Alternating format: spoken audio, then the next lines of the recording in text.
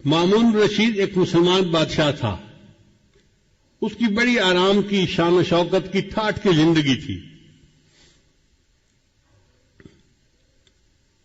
موت کے قریب اس کی طبیعت ذرا خراب ہو گئی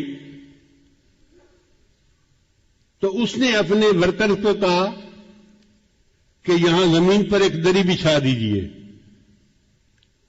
تو بادشاہ کے حکم پر انہوں نے دری بچھا دی. جب دری بچھا دی تو مامون رشید چارپائی سے اٹھ کر نیچے دری کے اوپر لیٹ گیا اور لوٹنے لگا جیسے بچہ ماں باپ کے سامنے لوٹتا ہے، اور یہ کہنے لگا،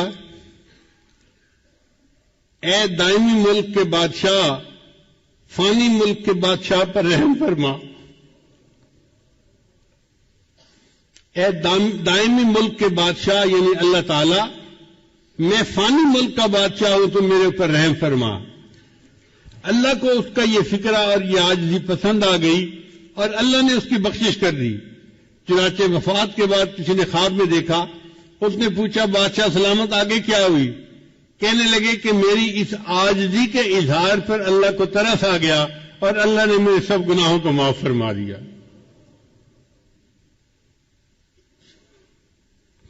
عمر بن عبدالعزیز رحمۃ اللہ علیہ ایک بڑے نیک حکمران تھے، بہت متقی انسان تھے. جب ان کی وفات کا وقت قریب آیا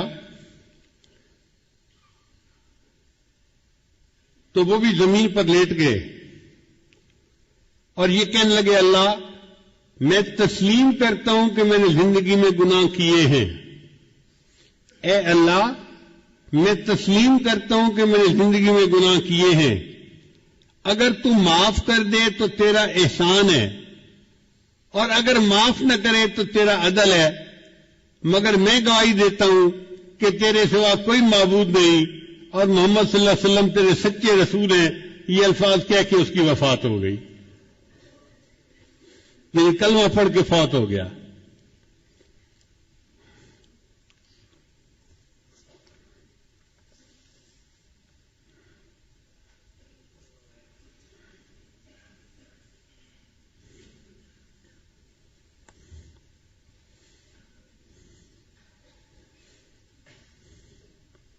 ابن جوزی رحمۃ اللہ کی کتاب ہے بحر الدموع، یعنی آنسوؤں کا سمندر. اس میں انہوں نے یہ واقعہ لکھا ہے کہ بنی اسرائیل کی ایک عورت تھی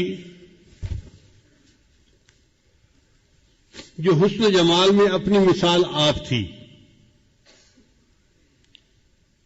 اور وہ بدکار تھی. گھر کا دروازہ کھلا رکھتی تھی اور بن سنور کر چارپائی کے اوپر بیٹھ جاتی تو اس کے دروازے کے سامنے سے گزرنے والے نوجوان جب اس پر نظر پڑتی تو وہ بہک جاتے تھے. وہ ان سے کچھ رقم لیتی تھی اور ان کو گناہ کا موقع دے دیتی تھی. ایک مرتبہ ایک نوجوان بڑا نیک تھا، وہ ادھر سے گزرا، قدرتاً اس کی بھی نظر اس طرف اٹھ گئی تو اس نے دیکھا کہ اتنی خوبصورت عورت، اس کو بھی شیطان نے بہکایا. تو اس نے اس گھر کے جو کام کرنے والی تھی اس سے پوچھا کہ تیری مال کا مرد کو قریب کیسے آنے دیتی ہے؟ اس نے کہا جناب 1000 دینار لیتی ہے اور پھر اس کو اپنے ساتھ وقت گزارنے کا موقع دیتی ہے.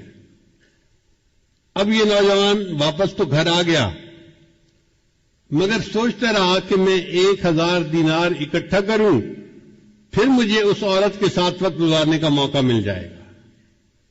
اس نے محنت کی، مزدوری کی، 1000 دینار اس سے جمع کر لیے. ایک دن یہ اس عورت کے پاس گیا اور 1000 دینار اس نے دے دیے. عورت نے کہا کہ ٹھیک ہے اب تم آؤ اور میرے ساتھ چارپائی پہ بیٹھ سکتے ہو. یہ جب اس کے ساتھ چارپائی پر بیٹھا نا تو اس کے دل پہ اللہ کا خوف غالب آ گیا کہ اب تک میں نے جو عبادت کی ہے کہیں اللہ تعالیٰ اس عبادت کو ٹھکرا نہ دے کہ تو بالآخر گناہ کا ارتکاب کر بیٹھا۔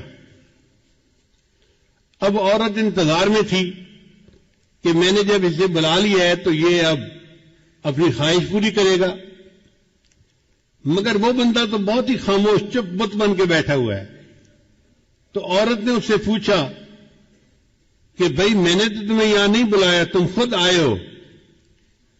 اس نے کہا میں اپنے نفس کی خواہش کی وجہ سے آ تو گیا تھا، لیکن جب میں یہاں چارپائی پر آ کر بیٹھا ہوں نا تو میرے اوپر اللہ کا خوف غالب آ گیا اور میں نے ارادہ ترک کر دیا، میں تیرے ساتھ گناہ نہیں کروں گا، اور جو 1000 دینار میں نے دیے ہیں وہ بھی تیرے ہی، میں تجھ سے واپس نہیں لیتا اور میں اپنے گھر جا رہا ہوں۔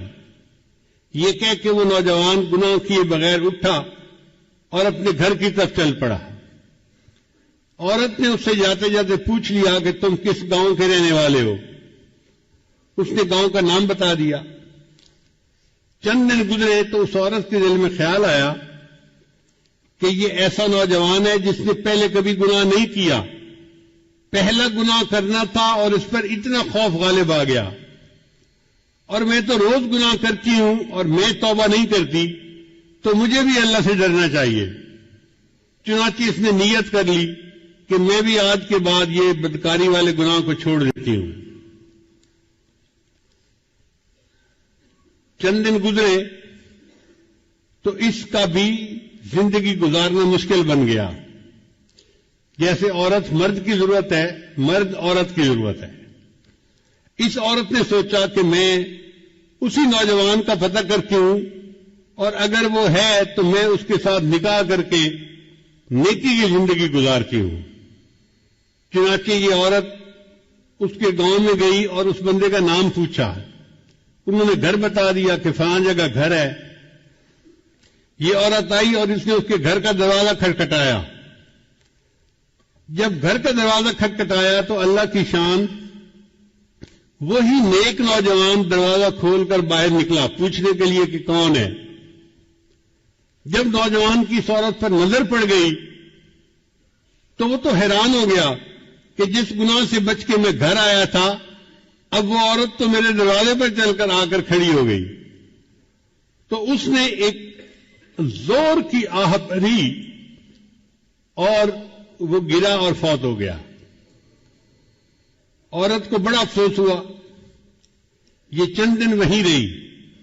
پھر اس نے لوگوں کو بتایا تھا کہ میں تو بھئی اس کے ساتھ نکاح کے ارادے سے آئی تھی اور میں نیکی کی زندگی گزارنا چاہتی تھی۔ گھر والوں کو اس عورت سے ہمدردی ہوئی تو انہوں نے عورت کو کہا کہ وہ بندہ تو فوت ہو گیا، مگر اس کا ایک اور بھائی ہے، ابھی شادی شدہ نہیں ہے، وہ شادی کرنا چاہتا ہے، اگر تم چاہو تو ہم اس کے بھائی سے تمہارا نکاح کر دیتے ہیں۔ تو وہ عورت کہنے لگی بہت اچھا۔ چنانچہ اس عورت کا اس کے بھائی سے نکاح ہو گیا۔ کتابوں میں لکھا ہے اللہ نے اس عورت کی توبہ کو ایسے قبول کیا کہ اس کو اللہ نے 7 بیٹے دیے اور سب بیٹے اپنے اپنے وقت کے اولیاء بنے۔ بد کردار عورت تھی، سچی توبہ کر کے 7 اولیاء کی ماں بنی، قیامت کے دن اللہ کے سامنے سرخرو ہوگی۔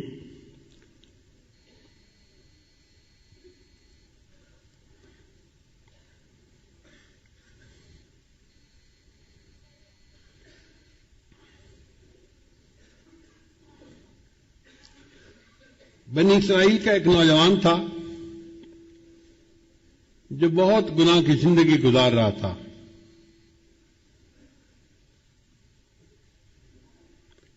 حضرت موسیٰ علیہ السلام کے پاس آیا، حضرت میں اتنا گناہگار، اتنا گناہگار، اتنا گناہگار، اب میرے لیے کیا صورت ہو سکتی ہے؟ تو موسیٰ علیہ السلام نے فرمایا بھائی توبہ کر لو، اللہ تعالیٰ معاف کر دیں گے، اور اگر توبہ نہیں کرو گے تو گناہ معاف نہیں ہوں گے، جہنم جاؤ گے۔